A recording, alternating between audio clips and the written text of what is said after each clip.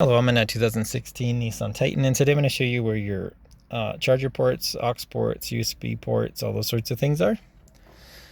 So from the front here, we'll see one charger port here as well as here, just under this cover. Here's one of your USB ports and an aux port you can plug into. And then you can always check the center here. There's another charger port right there. And if you check the rear, where the passengers can use, you'll see that there's a plug-in here you can use as well.